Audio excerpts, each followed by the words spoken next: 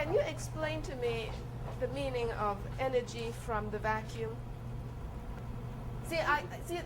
I don't want to make it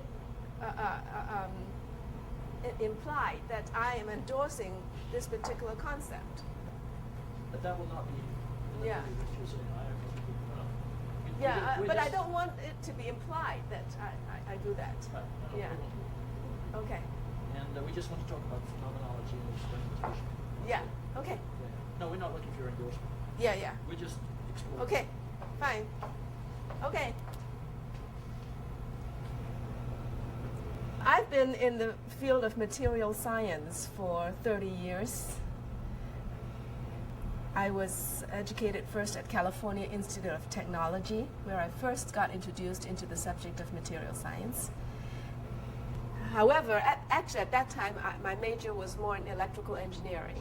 But through research, I got very much interested in material science because it is so rich in science at the same time as practical, and I like that combination. So after graduation from California Institute of Technology, I moved on to Massachusetts Institute of Technology, or M.I.T, for my graduate work. And there, my focus was on material science. And in M.I.T, I got involved with carbon research for the first time. And that has been the focus of my research for the last 30 years. Carbon, referring to graphite, carbon fibers, carbon fiber composites, activated carbon, diamond, nanotubes, quite a large variety of materials, and a lot of applications involved. And I have been working on a large variety of properties of these various materials. Not only the structural properties, but the functional properties, such as the electrical properties, how the electrical and the mechanical properties connect to one another, and also the properties related to electromagnetic fields and thermal applications. And carbon fibers are most important from a practical point of view because of the carbon fiber polymer matrix composites. The polymer matrix primarily epoxy. And that's, this is an example of the carbon fiber. It looks like hair, but it's just a very small fraction of the size of our hair. And it's all carbon. And it is very strong and stiff in this direction, but it's very light. And so it is very effective as a reinforcement. So one can embed these continuous fibers in a certain matrix, such as a polymer matrix, and after curing or letting the polymer solidify, one obtain a stiff composite like this. And this is what's widely used for aircraft structures because of their combination of lightweight, high strength, and high stiffness. And compared to steel, for instance, it is much, much lighter. And so for fuel saving in particular, this is very much used for aircraft, and nowadays they are getting to be used more and more for automobiles as well. And also for tennis rackets and fishing rods. And so the structural side has been the prime application. However, because of my background in electrical side, I have been looking at the electrical behavior of this material, something which is kind of not ordinary, because for structural material, people don't usually look at the electrical side. And by looking at the electrical side, I have been able to observe some very interesting phenomena. And in the electrical side, the behavior depends on the direction, because as you can see, the fibers are oriented. Okay, it's directional. So if you make a composite, then if, let's say, the fibers are lined up in this way, then the properties of this composite would be very different in the different directions. Not only are they different between this direction and that direction, they are also very different in the vertical direction, because a laminate is really a stack of the fiber layers. Each fiber layer consists of thousands of fibers thick along the thickness of that fiber layer. And each fiber layer is called a ply or lamina. And you have all these plies stacked up, and then you consolidate them together under heat and pressure usually. Then one obtain a composite. And this is the vertical direction, what we call through thickness direction. And it is the electrical behavior of this through thickness direction which I have investigated a lot in, and that's the direction which has received very little prior attention, because that's the direction perpendicular to the fiber layers. And I found this direction's electrical behavior to be very interesting. And the reason why this direction is interesting is that the electrical conduction in this direction hinges on the degree of touching between the fibers of one ply and the fibers of the next door ply. Okay? And one can control the extent of that touching by the fabrication condition of this laminate. For instance, by the curing pressure, heat and pressure, I said. Okay? So that pressure, so-called curing pressure, which is the pressure applied during the curing or the making of the composite, can greatly affect the extent of fiber-fiber contact between the fibers of one ply and the fibers of the next door ply. And because of that, the electrical conductivity in the through thickness direction can be much affected by the way this laminate is made. Okay. All right, so I have made a study of the electrical conduction behavior in this direction for different types of such laminate, these different types being different in the curing pressure. Okay?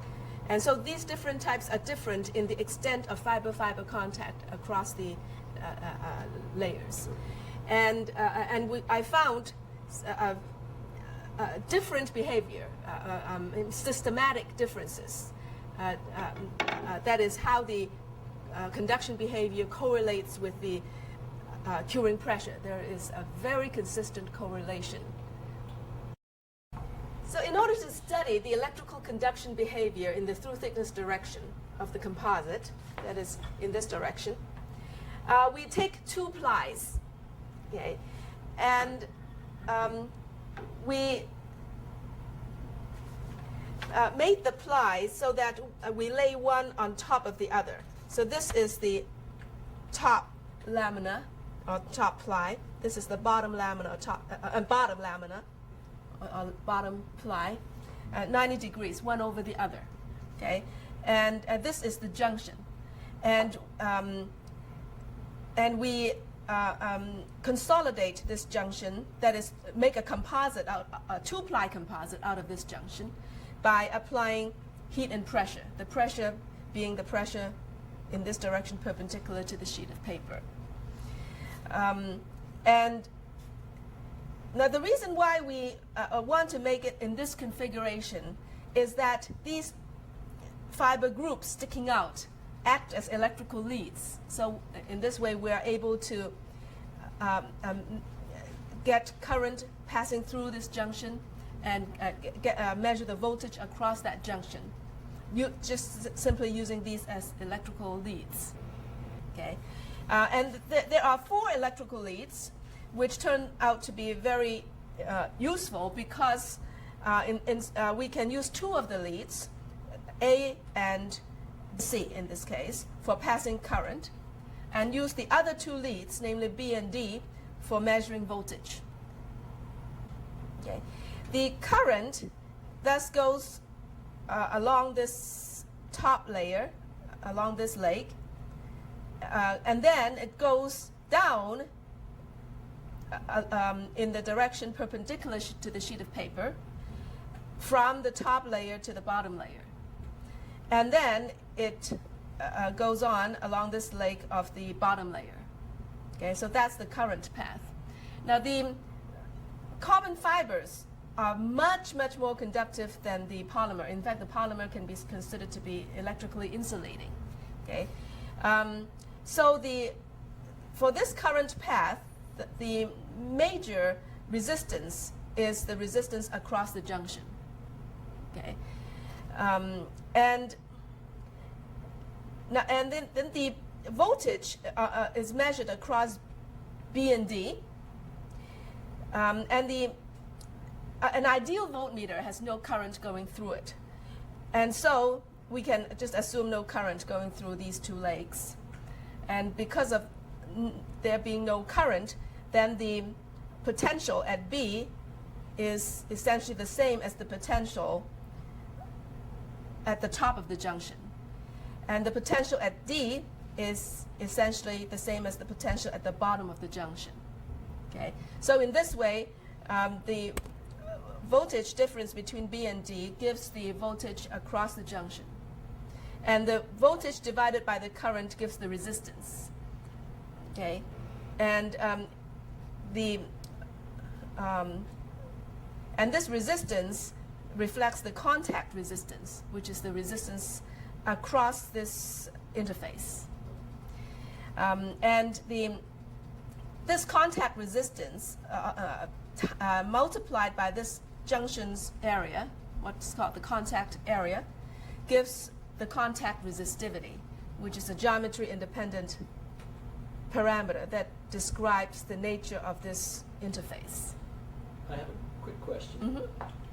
The common interface area, and I may have missed it, is there pressure applied to this, or is there glue, epoxy? I mean, or is it just laid on each? Yeah, just laid on.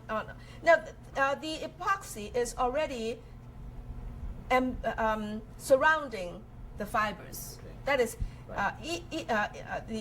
each lamina already has the resin, tacky resin. Right. So you lay these two tacky strips one on top of the other, and then through hot pressing, they would the epoxy would cure, and it would stick together. So actually, this is ordinary way of making these laminates. So the pressure is applied during the curing process? Only during curing, yes. After it's finished, the making process is finished, then the heat and pressure are removed. Okay, thank you. Okay. So we have here a sample, an actual sample of that thing. This is the bottom lamina, and this is the top lamina on top of it, and this is where they touch, and this is the junction. And we are interested in the contact resistance of this junction. That is the resistance in the direction perpendicular to this piece of paper. And we pass current from here to here, so that the current goes here and then down the junction from the top to the bottom layer, and then along this leg of the bottom layer. And while doing that, we measure the voltage between these two legs. Okay. Now, this sample exhibits the conventional behavior, namely, as you increase apply a positive current, and as you increase the current, the voltage is positive and becomes higher and higher. Okay, and this is the ordinary effect. In fact, the current and voltage are linearly related to one another, and it's positive slope. The current-voltage relationship is positive in slope, and this is the classical positive resistance situation, and this applies for the case of the curing pressure being rather small, so that the extent of touching across the layers is not very high. When you talk of the curing pressure being comparatively small, what orders of what range are you talking about here? Yes, the curing pressure, this is from my paper. Yeah. So this is curing pressure in megapascal. And 0.13 megapascal is considered a low curing pressure. 1.4 megapascal is considered a high curing pressure. So even high is actually not a very high pressure. 1 megapascal is the same as 145 psi. So it's not very high pressure, but just on a relative scale. And so using a relatively low curing pressure, one attains the conventional behavior, positive resistance. And we're going to demonstrate that experiment right here. Okay, and Dr. Wang, who is the first author of that paper, is with me, and he's going to help me with this demonstration. It's all automated, so it's going to come out. Now he's going to crank up the current, and the voltage, is all automatically current voltage automatically collected and it's going to be displayed. So let's put the display up on the computer. No, just wait. Now he's cranking up. So the top curve is the current, the bottom curve is the voltage, and he's cranking up the two. It's just manual cranking, so it's not very smooth. Nevertheless, one can plot the current versus voltage, and you see it's linear, positive slope. Which is a completely standard, Yes. Yeah. generic current voltage relationship. Yes. All right. And this is with material that has been cured at what pressure? The relatively low pressure, which is around this 0.13 megapascal area. Okay, so this is generic carbon composite cured material. Well, all these are generic, just Okay. that I vary the curing pressure. Exactly. Yeah. All right. So now we proceed to the another such sample, but made with relatively high curing pressure. We're changing samples now. Now, yes, we are changing sample.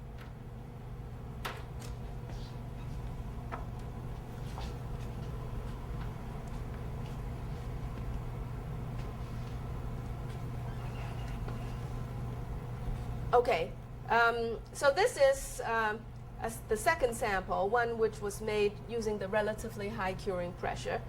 And we do exactly the same experiment, passing the current like this and measuring the voltage across these two legs. So let's do that now. All right. So he's cranking up the current manually again. And the top curve is the current, the bottom curve is the voltage. And you can see that while the current is cranked up, the voltage goes down. It goes negative. And so now you plot the current versus voltage. It is a straight line of negative slope. Okay, and this is what we call apparent negative resistance. Okay, now first of all, I'd like to explain that I don't think that this is true negative resistance. That's why I call it apparent negative resistance. And I believe that this phenomenon has to do with the electron flow having a backflow. That is, you have current or electrons going from one layer to the next layer. Okay, and then there is a tendency for the electrons to flow backward. Okay, from the one layer back to the first layer. And this backflow is driven by entropy. Okay, just like diffusion is driven by entropy. And because of this entropy-driven backflow, you have this backward current. And under certain situations, this backflow can appear to dominate. When that happens, you have the apparent negative resistance. Okay? So I call it apparent because I believe that it's entropy driven. Okay? True negative resistance, which I'm not claiming, would have been driven by energy rather than driven by entropy. Okay? That is, if it were true negative resistance, a negative charge would go toward not the positive end of a voltage gradient, but a negative end. That would be true negative resistance. And that's driven by energy. Okay? But in this case, it's not driven by energy. I believe it's driven by entropy. Okay?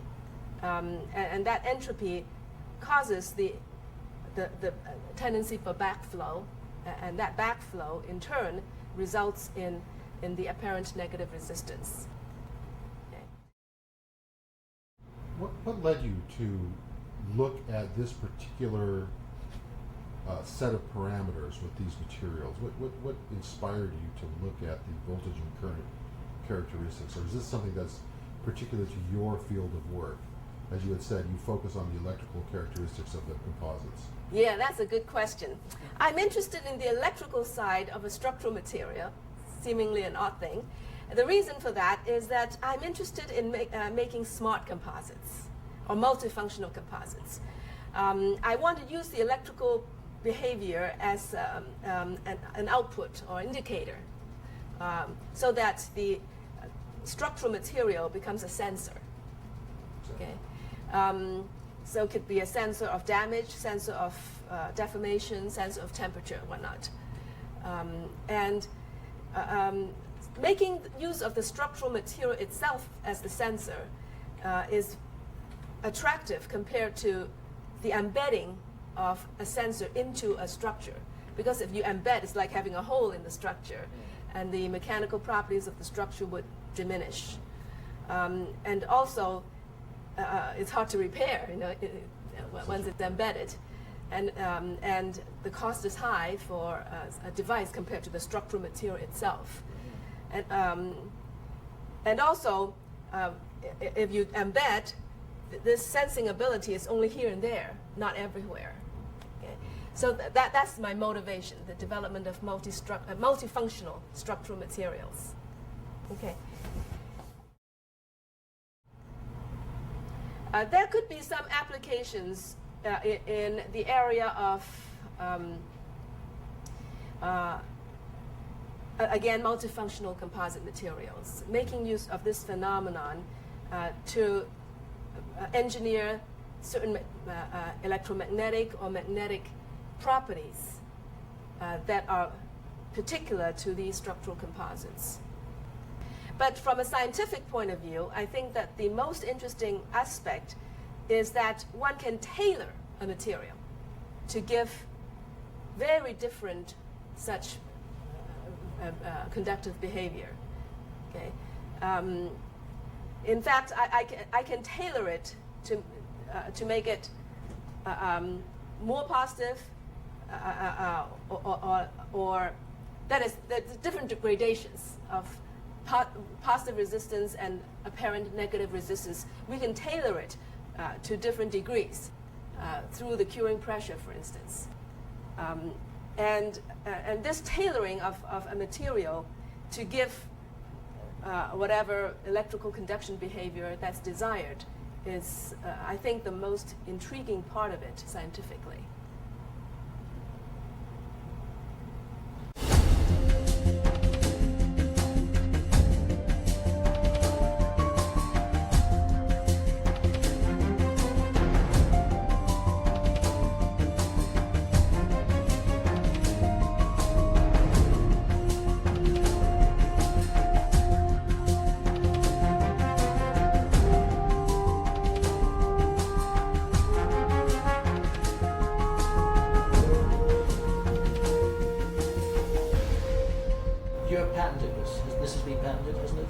No, this has not been patented.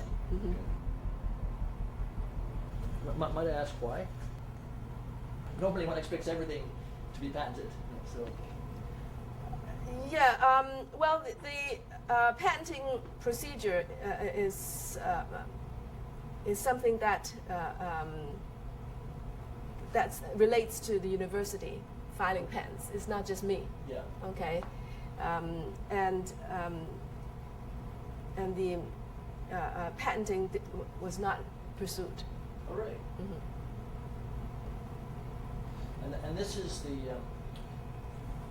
you presented these results originally in, I think, 1998, was it, at a symposium in Las Vegas? Yes. Yeah. And this is the process that you were talking about at that point in time? Yes. Yeah. And I guess you're saying essentially this is in the public domain now? Yes. So, okay. So there's no question that I mean, if one wanted to pursue this, say with additional research, you wouldn't have to get the university's permission to use it, or I mean, it's not protected by patent or anything. Right. Anybody can use it. For Yeah, anything. that's right. Okay. Yeah. I'm just trying to recall. There was the university at one point in time, I think, was going to license it, weren't they? Or I'm on the wrong track here. Well, the university at one point was considering getting patent protection, Okay. but it was eventually dropped. Okay. Yeah. Do you have any, is there any extended further, is this an isolated phenomenological discovery, or is there something you have ideas about extending this into other applications, other areas of investigation, now that you know that pressure variances affect the apparent negative resistance? Do you have any ideas about taking that another step into other areas or other uses or methods of applying this situation? One can extend this experimentation to composites with matrices other than polymers. And I've done some work with cement as the matrix. And a similar behavior exists there. By the way, when you say cement, you mean glue, as we would commonly. No, cement like concrete. Oh, really? Real? I Yes, see. Okay. yes. Oh, very interesting. Oh, Uh-huh. ah. I think one simplest application is just to use this as an electrical device. An electrical device that exhibits this particular current voltage characteristic. It is what it is. Yes, it is what it is, and just use it as an electrical device. We can tailor it until you have a series of electrical devices. Have you had inquiries in that regard? People interested in replicating it for application as an electrical device? Have people inquired to you about that at all? Not a whole lot. Okay. Yeah. Okay. Thank you very much. Okay. Very good. Very well done. Good. Yeah, that's Thank correct. you. Okay. And you look good too. Yeah. And you look nice. Oh, thank you. Great. Thank you. Are you familiar with Chung's work? Yes, the negative resistor that she built is absolutely for real. Now, as far as I can see, somebody's put a clamp on that. Because they filed the patent, and everything like that went fine. But all of a sudden, you notice a great silence, which means somebody is using it for some kind of classified project. That's what it means, in my view. Having been there in aerospace and know how they work, the work was being funded, as I understand, probably by agencies that would, in fact, do that.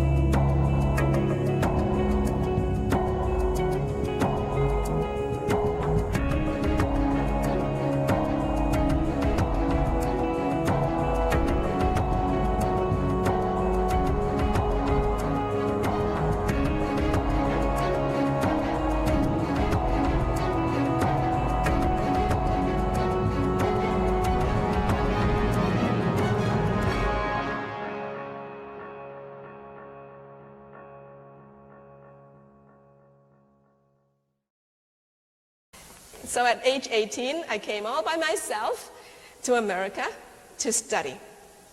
And I went to California Institute of Technology, or Caltech. And it just turned out that I was one of the 4 first women graduates of that university.